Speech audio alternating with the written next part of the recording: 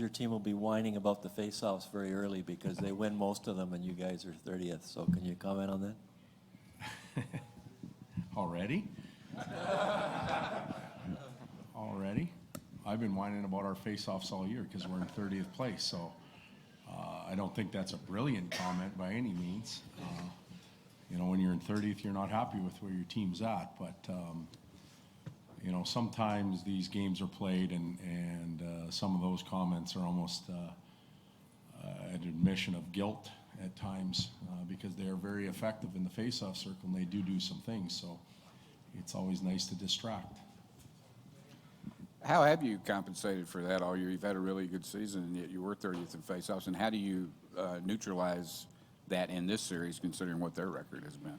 Well, we try and do a better job. I don't think we're going to go from 30th to 1st, but if we can take our numbers up from whatever they were against this team, if we go up 2 or 3% and try and win the real important ones, that'll be a key for us. But their centers have a lot of experience in situations like this, and they're very good at what they do. Todd, I know you've been asked incessantly about Ryan Kesler, but how do you plan on attacking Ryan Getzlaf in this series? Ryan Getzlaf? You know what? You're the first guy that asked me about Ryan Getzlaf, and I thought he was their best player against Calgary. So that's a good question. He's again, I think that he's their heart. He's the head of their snake, and he comes to play, and that's why they are where they're at.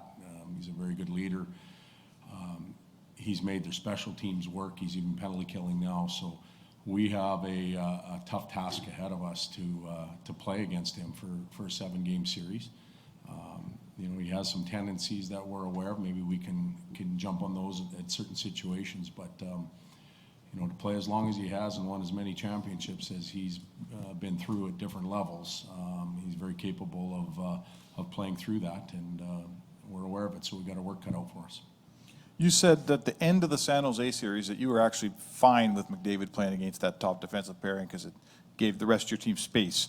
When the matchup is an opposing centerman, how does that change your outlook on a matchup? Well, we didn't earn home ice, so we got 3 opportunities to have last change, which in many cases doesn't guarantee you anything because as soon as the puck's dropped, if you win the draw, you control the shift. If you lose it, they control the change. So we understand our players, and probably Connor in particular, obviously will be a target for their checkers.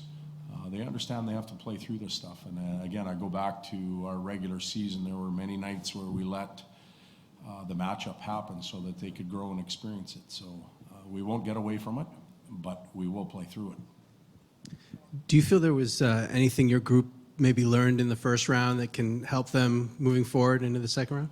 We learned a lot. You know, for a group that hasn't been in the playoffs for a decade and never together, there were a lot of learning moments or teaching moments in that series.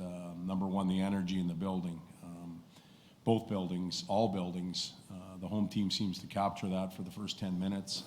We learned the officiating standard. We learned a lot about momentum. We learned how to respond from a blowout. We learned how to hold leads. We learned how to play in a closeout type situation. We understood the rigors, or learned a lot about the rigors of playoffs and how you empty the tank and you find a way to reload it without a lot of practice time. And we're going to learn more lessons as we go forward. I think this is a great opportunity for our team. One, we have the opportunity to win and move on, but we also have the opportunity to play as one of the 8 final teams in a very intense environment, and that can only help us as we move forward. Todd, in the lead-up to the first 2 series, San Jose and Anaheim, there's been a lot of talk about the opponent's defense. Do you think that your own defense sometimes gets short-shrifted in terms of their contributions? I think they do, but you know, we're a youthful team, and we haven't been to this dance. We haven't been to this part of it. So naturally, they're going to turn to experienced defensemen that have played in these series and gone on to play more. But our group is evolving and growing, and I thought, you know, for as much as they talked about Vlasic and Braun at last series, maybe there was a little bit of omission on the work that Klefbom and Larson and Sakara and Russell and go on did against some of their players as well. Todd, do you think you're just talking about your group growing? Is it growing and evolving at a bigger rate than what you thought it would be at this time? I hope it is, because it gets magnified, the deeper you get. You think about at least the 4 teams in the West, we've got a lot of growing up to do quickly. The other 3 teams are very savvy, playoff savvy teams, and they've got a lot of experience, so we better be growing up fast.